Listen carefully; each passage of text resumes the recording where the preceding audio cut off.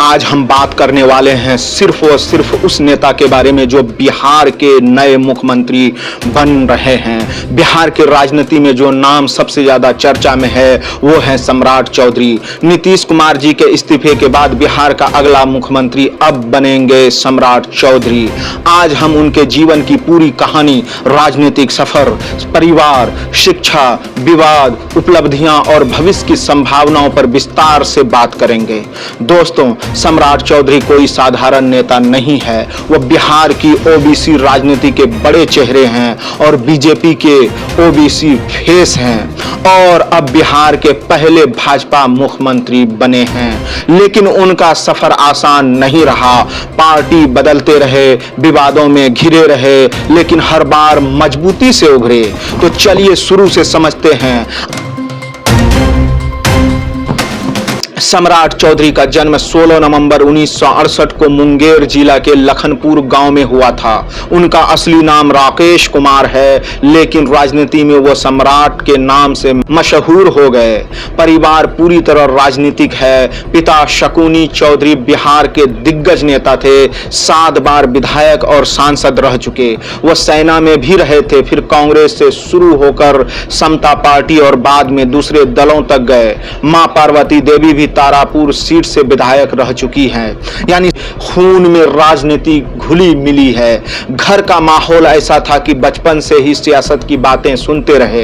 कोयरी कुशवाहा समुदाय से ताल्लुक रखते हैं, जो बिहार में ओबीसी का महत्वपूर्ण हिस्सा है। यह समुदाय नीतीश कुमार की कुर्मी जाति के साथ मिलकर ओबीसी और ईबीसी वोट को मजबूत बनाता है। सम्राट जी की पत्नी कुमारी ममता वकील हैं। परिवार की राजनीतिक पृष्ठभूमि ने उन्हें शुरू से ही बड़े सपने देखने की हिम्मत दी। सम्राट चौधरी की शिक्षा पर हमेशा सवाल उठते रहे हैं। उन्होंने मदुरई कामराज यूनिवर्सिटी से उच्च शिक्षा ली। कुछ जगहों पर डॉक्टरेट या डीलिट का जिक्र है, लेकिन विपक्षी नेता जैसे प्रशांत किशोर ने इसे लेकर सवाल खड़े किए। चुनावी हल्फनामे में कभी 5वीं पास तक लिखा गया तो कभी पीएफसी यानी प्रो फाउंडेशन कोर्स का दावा किया गया। 1995 के एक पुराने मामले में उम्र को लेकर भी विवाद हुआ, जहां उन्हें नाबालिग बताकर केस से बचाया गया था, लेकिन बाद के हलफनामों में उम्र अलग बताई गई। दोस्तों, शिक्षा का विवाद बिहार की राजनीति में आम है, लेकिन सम्राट चौधरी जी कहते हैं कि यह राजनीतिक साजिश है। उन्होंने खुद को सामाजिक कार्यकर्ता बताया है, लेकिन सच्चाई यह है कि राजनीति में डिग्री से ज्यादा व्यवहारिक समझ मायने रखती है और सम्राट जी में वो समझ नजर आती है। सम्राट चौधरी का राजनीतिक सफर 1990 के दशक से शुरू हुआ। शुरुआत में आरजेडी में आए। लालू प्रसाद यादव और राबड़ी देवी के जमाने में सिर्फ 19 साल की उम्र में 1999 में राबड़ी देवी सरकार में कृषि मंत्री बन गए, लेकिन उम्र को लेकर विवाद हुआ और गवर्नर ने उन्हें बर्खास्त कर दिया। कहा गया कि वो नाबालिग थे। ये बिहार की राजनीति का अनोखा किस्सा है। 2000 और 2010 में तारापुर से विधायक चुने गए। 2005 और 2015 में हारे भी। 2014 में आरजेडी से 13 विधायकों को तोड़कर जीतन राम मांझी सरकार में शामिल हुए, फिर बीजेपी की तरफ बढ़े। 2014 के आसपास बीजेपी में शामिल हो गए। शुरू में नीतीश कुमार के विरोधी रहे, यहां तक कि मुरेठा पगड़ी बांधकर वादा किया था कि नीतीश को सत्ता से हटाएंगे, तब तक मुरेठा नहीं खोलेंगे। लेकिन 2024 में जब नीतीश फिर एनडीए में आए तो सम्राट जी ने वो पगड़ी उतार दी अयोध्या में राम मंदिर में जाकर। मार्च 2023 में बीजेपी बिहार के प्रदेश अध्यक्ष बने। जनवरी 2024 में नीतीश सरकार में पहली बार उप मुख्यमंत्री बने। 2025 के विधानसभा चुनाव में तारापुर से भारी मतों से जीते। आरजेडी के उम्मीदवारों को 45,000 से ज्यादा वोटों से हराया। फिर नवंबर 2025 में दूसरी बार उप मुख्यमंत्री बने। अब 2026 में नीतीश जी के राज्यसभा जाने के बाद बिहार के मुख्यमंत्री बने हैं। दोस्तों, ये सफर दिखाता है कि सम्राट जी रणनीतिकार हैं। पार्टी बदलना बिहार में आम है, लेकिन वो हर बार सत्ता के करीब पहुंचे। बीजेपी में उन्हें ओबीसी चेहरा बनाया गया ताकि ऊपरी जातियों की, अगड़ी जातियों के अलावा पिछड़े वर्गों को भी साथ रखा जा सके। सम्राट चौधरी ने कई विभाग संभाले।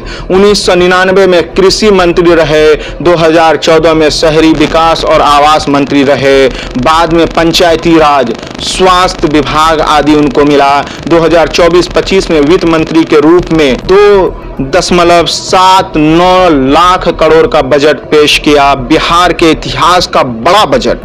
दावा किया गया है कि राज्य के ग्रोथ रेट 10.64 पहुंच गई और 2.5 करोड़ लोग गरीबी रेखा से ऊपर आए हैं। 30,000 से ज्यादा सरकारी नौकरियां सृजित करने की घोषणा की।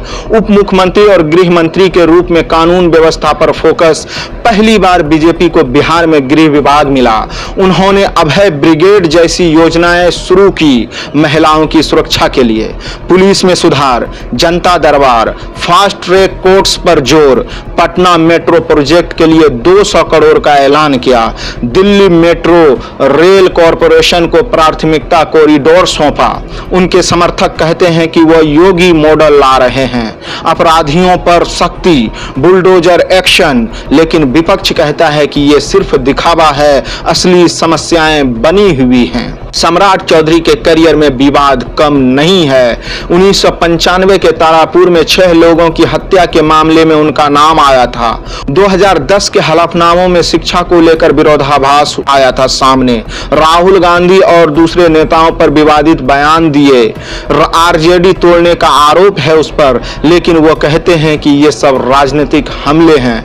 दोस्तों, बिहार की राजनीति में हर बार बड़ा नेता विवादों में घिरता है। सम्राट जी का कहना है कि वह विकास और ओबीसी ईबीसी के हक के लिए लड़ रहे हैं। सम्राट जी की बोलने की स्टाइल सीधी और आक्रामक है। संगठन को मजबूत करने में माहिर माने जाते हैं। बूथ लेवल पर काम, व्यक्तिगत समीकरण समझना, ये उनकी ताकत है। अमित शाह से करीबी बताई जाती है उनकी। वह स्मार्ट राजनीति अपनाते हैं, इसलिए उसे स्मार्ट चौधरी भी कहते हैं। बीजेपी में तेज तरक्की ने उन्हें बिहार का पावर सेंटर बना दिया है।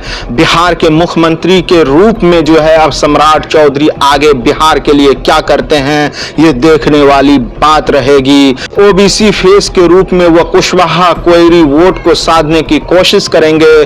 कानून व्यवस्था मजबूत करेंगे, निवेश लाएंगे, नौकरियां बढ़ाने पर फोकस करेंगे।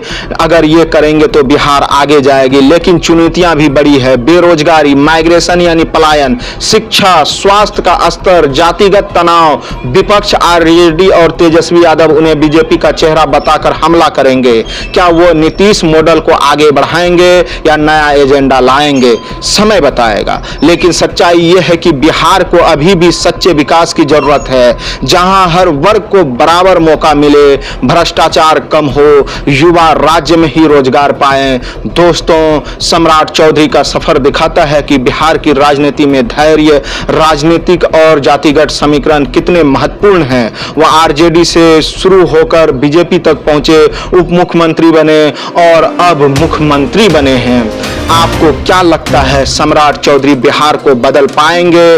उनके कामों में आपको क्या अच्छा लगा और क्या सुधार की जरूरत है?